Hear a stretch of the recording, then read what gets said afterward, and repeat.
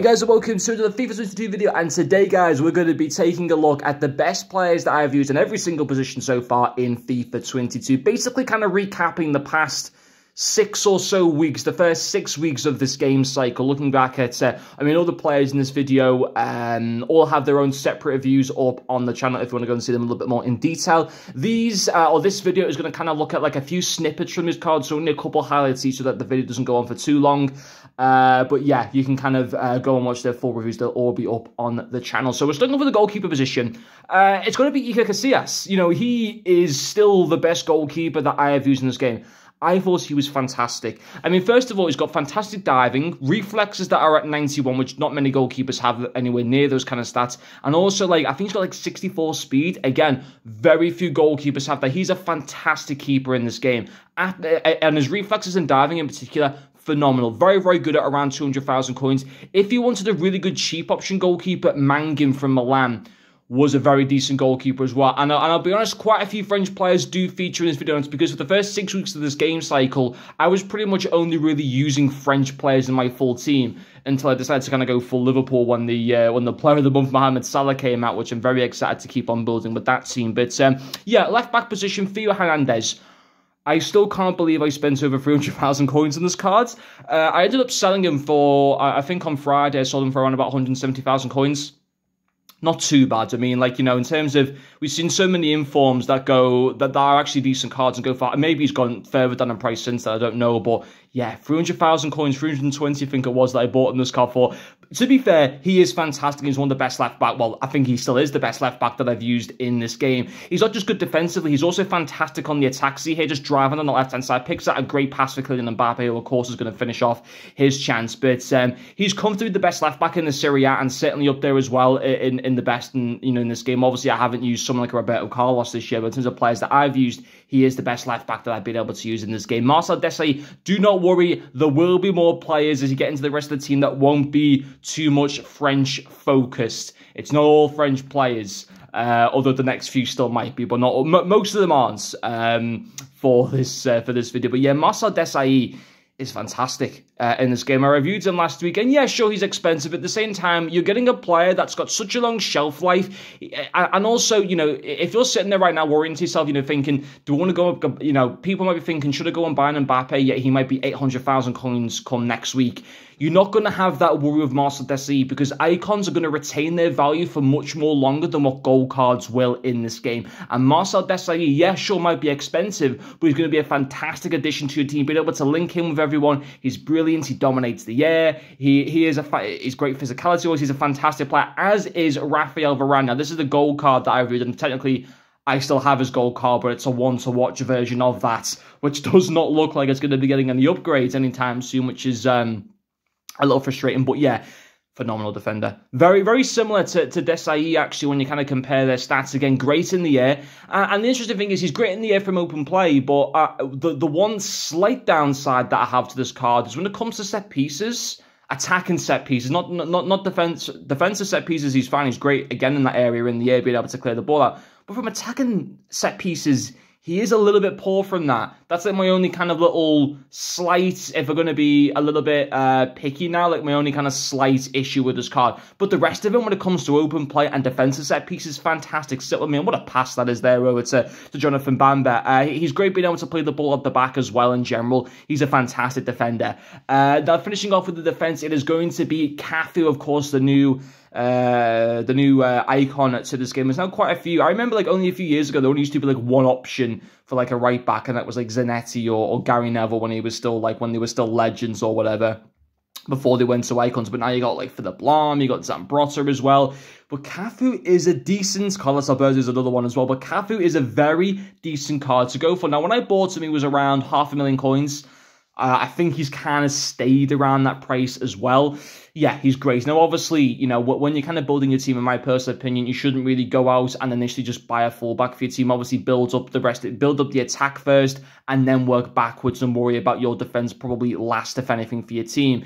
But even so, as a fullback, he's still very, very effective. Not just, I mean, this is great defensive play here as well, but he's not just effective on the defense, on the attack as well. As great. His dribbling for a fullback is really, really good. His pace is fantastic. So he's very similar to Theo Hernandez as well from the left back position. Not just good defense, defensively. Also very effective on the attack as well, which is obviously great. And the next one's going to be Emmanuel Petit, who, apart from one player that you'll see later on in this video, is my favourite player in this game. I think this card is one of the best midfielders I've used ever. I mean, I've been doing player reviews now since FIFA 17. You know, when icons weren't a thing, it was Legends back in those days. Emmanuel Petit wasn't in the game at that point, I don't think. I think he came in FIFA 18, didn't he? When it was the first year of icons. Yeah, he's wonderful. He is absolutely... I can't praise this card enough.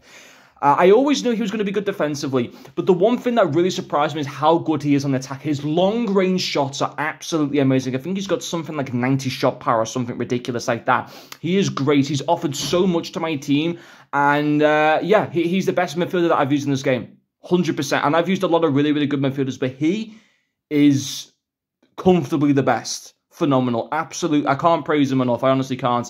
Ruud Gullit, 86 rated. Very good this year. I've used him in previous years.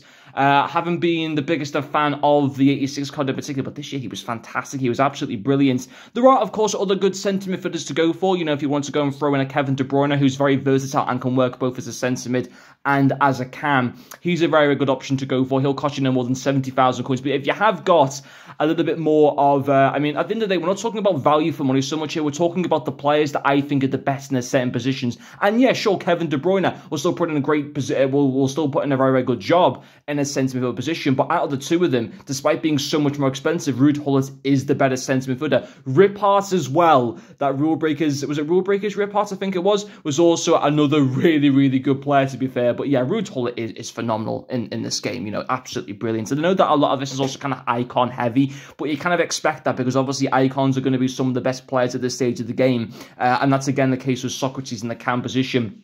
Again, yeah, you can throw, you know, the likes of Bruno Fernandes and Kevin De Bruyne into that conversation as well, but ultimately, they're better value for money than Socrates, probably. But in terms of are they better cards than Socrates to use in game, my answer is no. I'd argue that Socrates, and maybe that's not the best way to go about this video. Maybe I should in future try and incorporate the value for money thing into these as well. Let me guys know if you think that's something that I should do. But Socrates is fantastic again in this game. Like, absolutely brilliant. He's got great physicality for his position, has a great presence on the pitch as well. He just glides past players, which is something that you wouldn't necessarily think of as maybe kind of low agility and balance. But honestly, it doesn't affect the card at all. Another thing that he's got is the 5-star weak foot, which is such a good asset to have in attacking players this year in particular. Absolutely brilliant.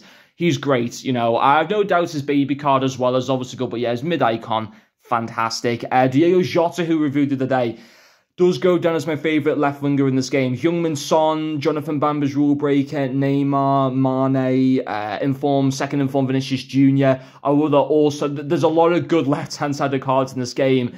But like I said in the video yesterday between Jota and Heung-min Son, initially I said, maybe 4 or 5 days ago, I would have said that Heung-min Son was the best left-hand side player that I've used in this game. Now I would change that based on the comparison review that I did yesterday between the two of them, and I would say it's Diego Jota. This card is fantastic. And the other thing that he's got, which other cards, the other left wingers that I mentioned won't have, is he's got guaranteed upgrades. He's got a stat that's guaranteed to go to 99. He's guaranteed to go to 88 rated. And yes, those upgrades aren't going to come soon. His first upgrade will come in December, and the next one not until the end of April. But even so, he's going to stay with the power curve in this game because he's going to be getting effective upgrades in this game. And again, he's got the 5-star weak foot. Now, the only player in this video that you can't buy off the market is the 92 rated player of the month, Mohamed Salah. But he is there for like another good 25 days or whatever. And actually, if you grind this game and you got like a lot of fodder in your club, you can really grind towards this card. And also, I can still include, you know, if you didn't have the high fodder, but you had the coins to maybe go and buy his 91 inform, he's also a kind of similar-ish player to this Mohamed Salah card. He's not going to be a million miles off it, but, you know,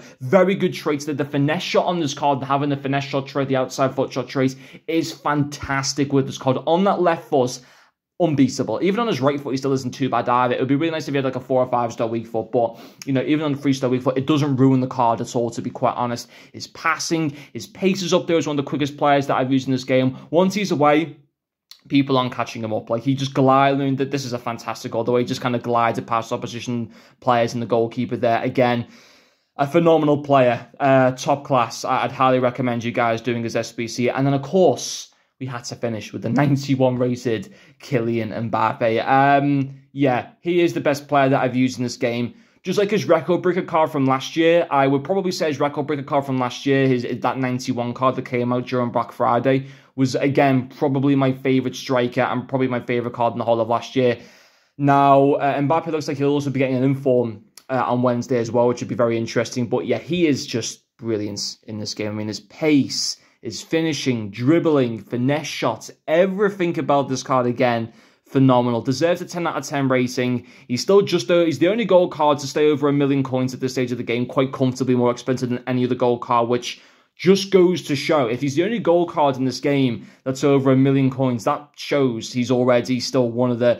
I think that's already enough proof to kind of show how good he is in this game. Yeah, he's fantastic. He really, really is. And it will be interesting if he does get that inform on Wednesday and if he gets any Player of the Month cards as the year goes on. But there is that video, guys. They are the best players so far that I have used in each position. I'll probably, if you guys have enjoyed this video and it does pretty well, I might revisit this video back again, you know, during the end of Team of the Year or something. That I think that could be a pretty interesting time once the kind of power curve has changed in the game and stuff like that. But hopefully you guys have enjoyed this video, and thank you very much for watching, and I'll see you guys later.